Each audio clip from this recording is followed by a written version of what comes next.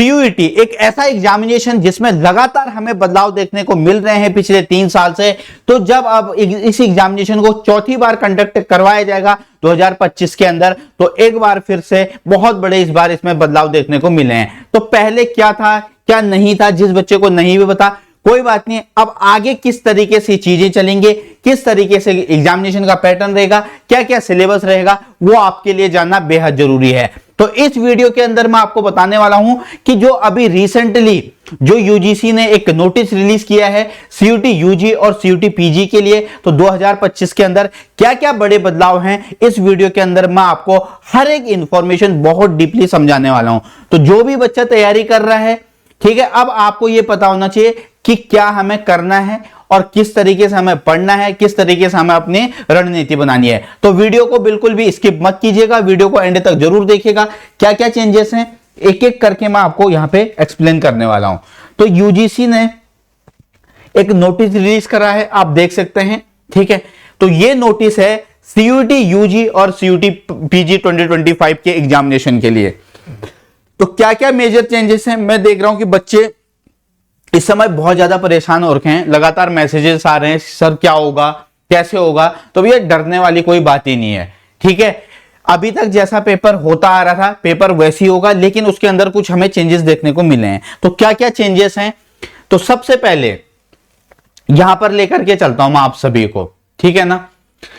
तो सबसे पहले तो इन्होंने कमेटी वगैरह बना रखी थी, उस कमेटी ने जांच वगैरह करी है ना कि किस तरीके से हम इसके एग्जामिनेशन को और बेहतर कर सकते हैं और इस एग्जामिनेशन में किस तरीके से और हम ट्रांसपेरेंसी ला सकते हैं ताकि बच्चों को प्रॉब्लम ना हो। क्योंकि जब 2024 के अंदर हमने देखा हाइब्रिड मोड में पेपर करवाया गया तो बहुत दिक्कतें वहां पर बच्चों को फेस करनी पड़ी।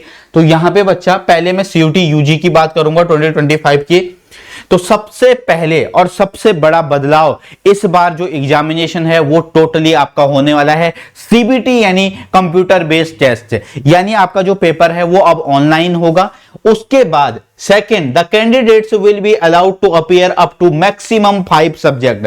तो लास्ट ईयर 6 सब्जेक्ट था, इस बार एक और सब्जेक्ट रिड्यूस कर दिया, अब आप मैक्सिमम 5 सब्जेक्ट ऑप्ट कर सकते हैं।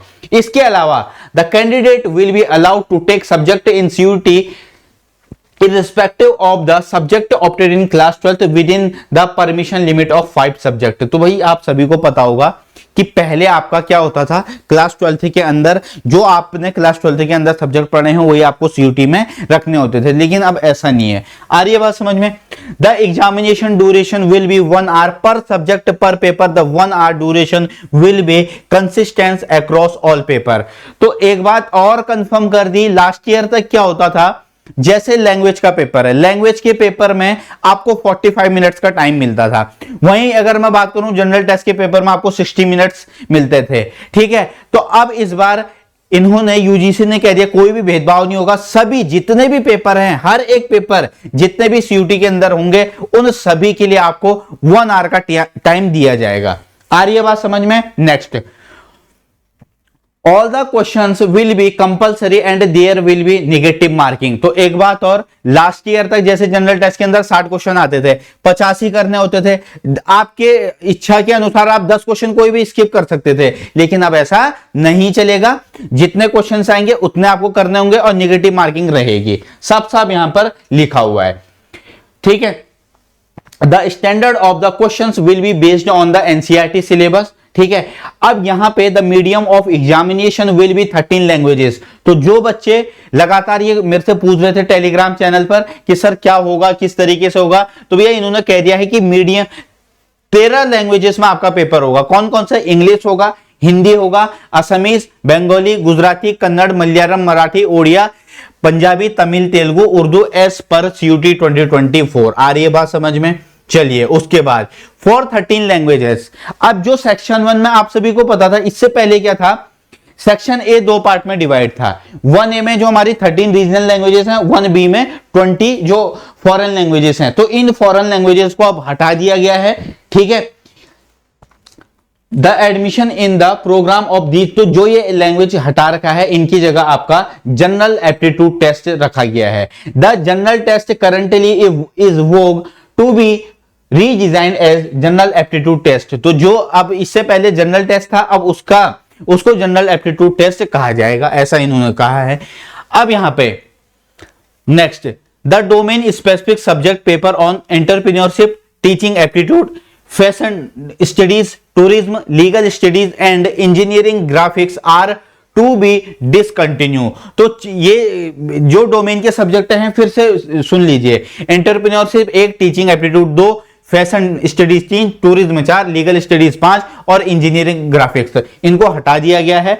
इनकी जगह आपको जनरल एप्टीट्यूड टेस्ट देना होगा, ठीक है। तो जो बच्चे जैसे पहले क्या था, जो BA-LLB करना चाहते हैं, ठीक है, जैसे BHU है, तो BHU कहता था अगर आपको यहाँ पे एडमिशन लेना है तो आपको लैंग्वेज, उसके साथ आपको लीगल स्टडीज और आपको जनरल टेस्ट का पेपर देना होगा। लेकिन अब जनरल टेस्ट और इंग्लिश के मेरिट के बेस पर, यानी अब आपको 250 प्लस 250 500 में से आपको मार्क्स लाना होगा, ठीक है। यानी कि अब लीगल स्टडीज भी इन्होंने हटा दिया है। The 23 subject paper will be, अब मैं आपको एक बार फटाफट 23 डोमेन कौन कौन से हैं वो एक बार आपको बता देता हूं। Accountancy / book keeping, business studies, agriculture, physics, chemistry, mathematics, applied mathematics, biology, इसके अलावा परफॉर्मिंग आर्ट्स, ठीक है, fine arts.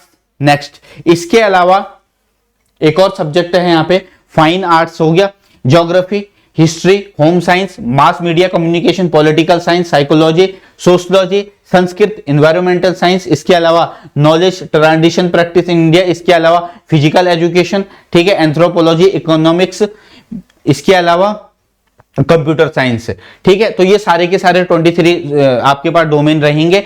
All domains will be made using CUET UG scores and in compliance with the UGC guidelines in this regard.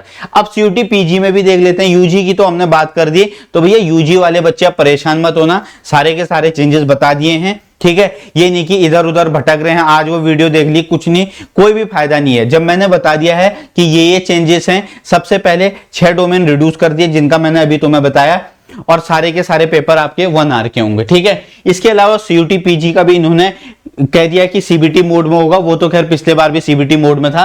The duration of the exam will be 90 minutes पर subject per paper and will be uniform the across all the paper, ठीक है। तो ये सारा का सारा इसमें 90 minutes का होगा, ये सारा का सारा इस तरीके से है, ठीक। तो जितने भी बदलाव थे मैंने आपको बता दिया है। अब यहां से बच्चों मेहनत करना स्टार्ट कर दीजिए। अगर अभी तक सो रखे थे तो जाग जाओ, बोर्ड के पेपर आने वाले हैं, कब करोगे मेहनत, हैं 3-4 महीने का समय रह गया है। जनरल टेस्ट के लिए अगर बहुत ज्यादा टेंशन हो रही है तो CUET कोर इस समय जनरल टेस्ट के लिए one of the best platform है, ठीक है, जहां से आप अपनी तैयारी फ्री ऑफ कॉस्ट कर सकते हैं। एकाग्र बैच हमने रिसेंटली कंप्लीट किया है, तो एकाग्र बैच से अपना सिलेबस कंप्लीट कीजिए, ठीक है। और उसके साथ साथ जो भी सीरीज हम कर रहे हैं, जैसे अभी रिसेंटली हम योद्धा सीरीज कर रहे हैं जिसके अंदर मैं आपको MCQ लेकर के आता हूं, उसमें मैं आपको अलग अलग एग्जामिनेशन के उसमें क्वेश्चन लेकर के आता हूं, ताकि बच्चे को पता चले कि वाकई में उसने जो पहले पढ़ा है उसको वो कितना यूटिलाइज कर रहा है, ठीक है। तो फायदा उठाओ इन सेशन का जितने भी हैं, आ रही है बात समझ में। और जो भी बच्चा अगर मॉक टेस्ट देना चाहते हैं तो ऑनलाइन दो, ऑफलाइन देके फायदा नहीं है, क्योंकि वहां पे तुम्हें कंप्यूटर के सामने पेपर देना होगा, ठीक है। तो जितनी भी प्रैक्टिस है वो कोशिश करो ऑनलाइन, क्विज़ेस वगैरह ज्यादा से ज्यादा दो। और इसके अलावा किसी भी बच्चे को इसके बाद भी कोई डाउट लगता है तो हमारा जो टेलीग्राम चैनल है वहां पर आप जाइएगा, और उस टेलीग्राम चैनल पर आपको जो भी क्वेरी है आप पूछ सकते हैं। तो स्टूडेंट्स, आई होप ये इंफॉर्मेशन आप सभी के लिए बहुत ही ज्यादा हेल्पफुल रही होगी। Bye bye, take care, God bless you all.